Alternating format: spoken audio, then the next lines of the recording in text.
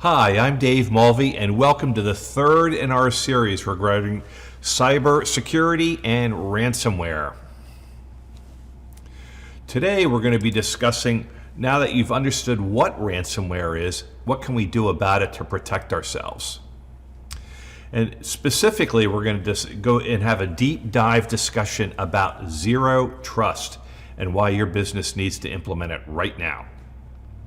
So in that last video, we talked about how ransomware really is becoming a gigantic issue. Cyber criminals have gained access to many businesses here in Philadelphia. If ransomware does get into your network, what's that going to do to you financially and emotionally, the toll it will take on you and your business. And we have to rethink kind of our approach to our conventional IT security the way we've been doing it in the past.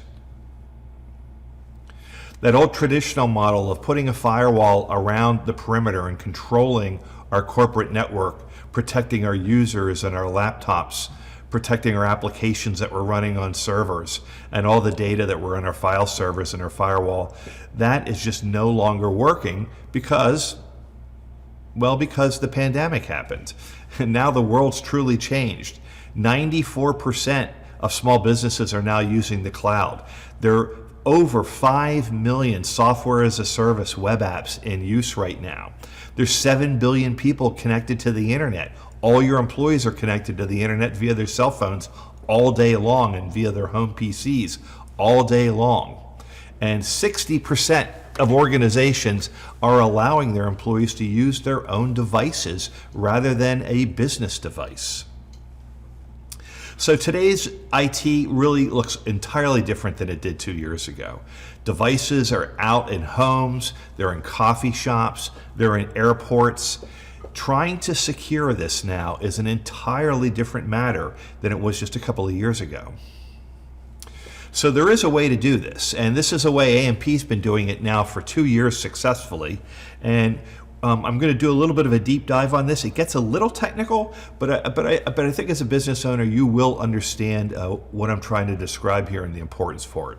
So essentially, the zero trust security principles is really an integrated approach to locking down your network, to controlling data access, using adaptive controls, which I'll get into, and then always applying continuous verification to whoever's accessing that network. And all of this can be done if you're purchasing an Office 365 or a Microsoft 365 license subscription. Zero Trust is 100% included in your subscription. You're more than likely already paying for this. You just haven't implemented it. So there's 3 trust principles to the zero trust framework. The first is verify explicitly, and we'll discuss that. And then always use least privilege access. We'll get into that. And then assume breach. Every time someone logs in, assume it's a cyber incident. So let's talk about the first principle, which is verify explicitly. So what we're talking about here is we're always going to authenticate and authorize based upon a lot of data that we've collected. And it's interesting is these pieces of data that we can collect, we could not do this when you were using a conventional on-premise domain a couple of years ago in your office. But now that many of our customers are moving into Microsoft 365 Cloud, there's an enormous amount of additional security we can turn on to protect you. And the first one is user identity. So, has the user typed in the correct user ID and password, and have they submitted the correct answer to their multi-factor authentication challenge? Once we know that we have the right user, the next thing we can take a look at if we're using cloud-based security is where's the login coming from? Is this coming from London or is it coming from Philadelphia? Do we expect it to be coming from Philadelphia or do we expect it to be coming from London? And then the device itself. Have we seen this device before? Is this an employee's cell phone? Is this an employee's laptop? Is this their home PC? Have these credentials ever used this device to log in before? And then finally, we can even add conditional policies, which I discussed in our last video. We can demand before someone logs in, even if they have the right user ID and password, They pass the multi-factor challenge. They're logging in from the right geographic location. They're logging in with a device we've seen before. But the next challenge is, hey, is the device patched? Are they using an endpoint detection response a program? Do they have antivirus installed? Is antivirus current? So we can really determine the demand that a certain level of device health get logged in, or otherwise we can push them away. So that's verify explicitly. That's our first of 3 pillars to zero trust. Let's go on to the second.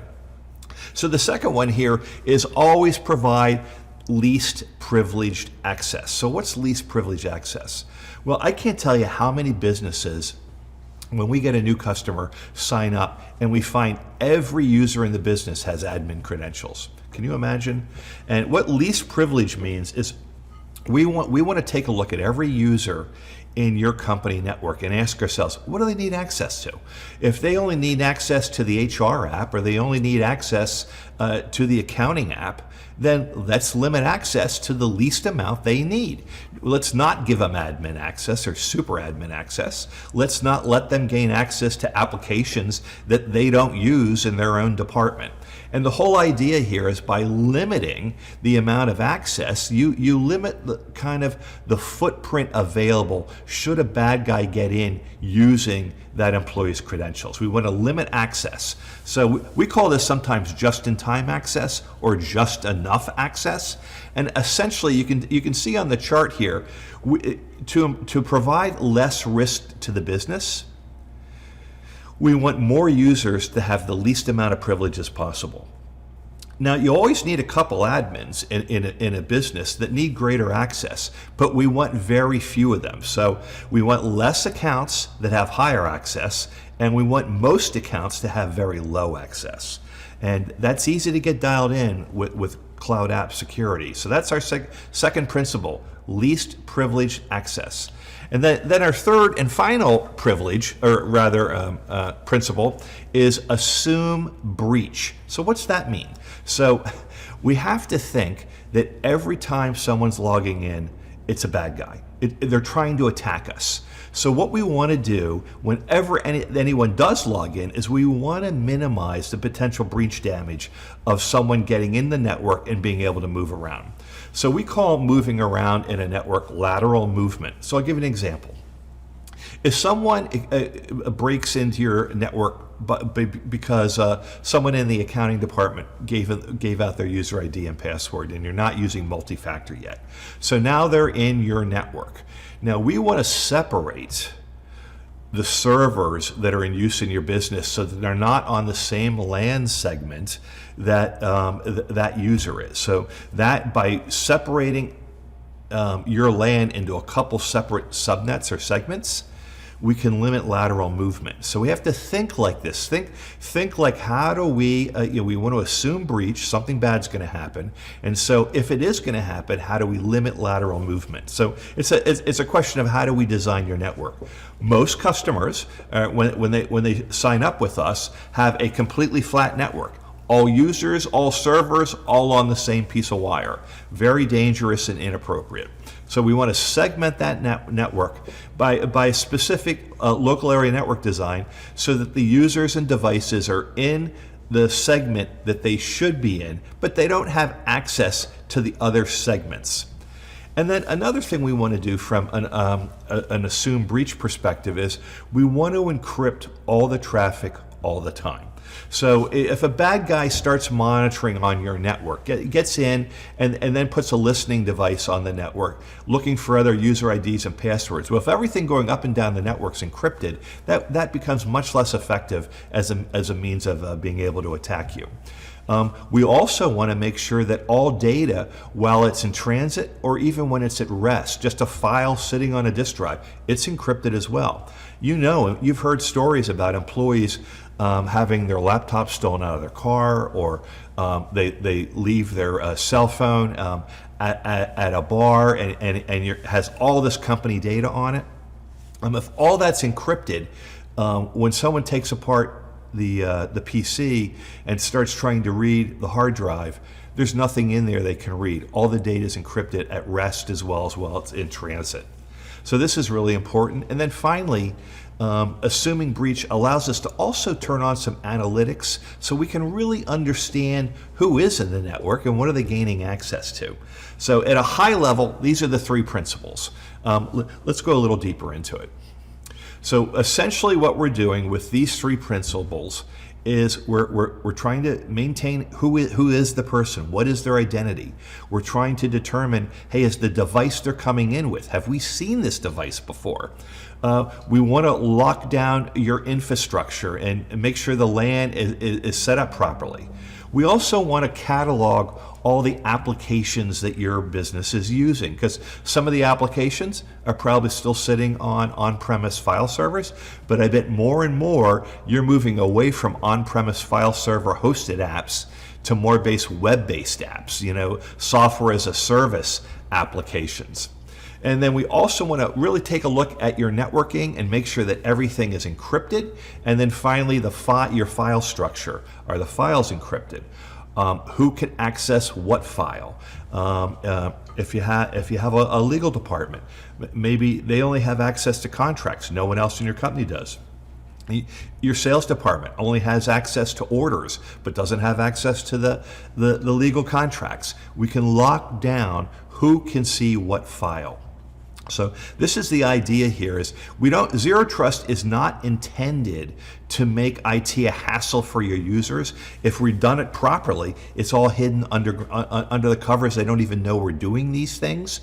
So their IT, their jobs are still easy to perform. Zero Trust hasn't gotten in the way of having access to the data and using the data. And that's the mark of really a good Zero Trust deployment. Let's take a look at Zero Trust from a more holistic perspective here. And so here you see that for identities, we'll use multi-factor authentication. We're also going to look at users and session risk. Where are they coming from geographically? Is this a user that we've seen before? And then down the bottom left corner, we're going to take a look here at devices that are managed and unmanaged. Have we seen this device before? Does it have the patching and the EDR and antivirus levels that we would expect to have? Data itself, we're always going to make sure that we've classified, labeled, and encrypted all our data. We're going to catalog all the apps that your employees can access to. If you use Microsoft OneDrive or Google Docs, well, then we're going to turn off Dropbox. We're going to limit where files can go and who can store what where. And then we're going to also really dial in your infrastructure and your network to make sure there can't be any lateral movement, or if something is stolen, it's not readily available to someone else. So this is kind of at a high level what Zero Trust looks like. It looks kind of techy. Honestly, at AMP, we can deploy this in about a month to your company, and then once it's deployed, we'll manage it under the covers. Most of your employees won't even know any of this is turned on, but this highly, highly limits the ability of a cyber criminal to gain access to your network. So let's summarize. What are our takeaways here from today? Well, traditional security model of that old perimeter firewall approach is just not going to cut it anymore because of COVID. Today's security model requires us to really rethink how we're handling security because now no one's behind the firewall anymore. And that's what Zero Trust is really all about. Implementing the three key principles that we just talked about across your whole company. If you verify anything and everything, trying to connect to your systems before you gain access, you're going to have a really secure environment, and it'll just be impossible for a cyber criminal to gain access to your data and encrypt your data. So hey, I really want to thank you for joining us on this video today. I hope you found this helpful and interesting. If so, hey, don't hesitate. Subscribe to our channel. Please give us a thumb up on the video. That'll help YouTube share this with someone else. And don't hesitate to enter any questions you have below. If you'd like to speak to us, you can get a hold of us at connect@amp.net. I have a whole team of engineers that really understand Zero Trust, and we can dial in and answer any question you might have. And you can also reach us at 215 815-572-0111. Hey, thanks again. We're really grateful that you joined us, and I'll see you next time.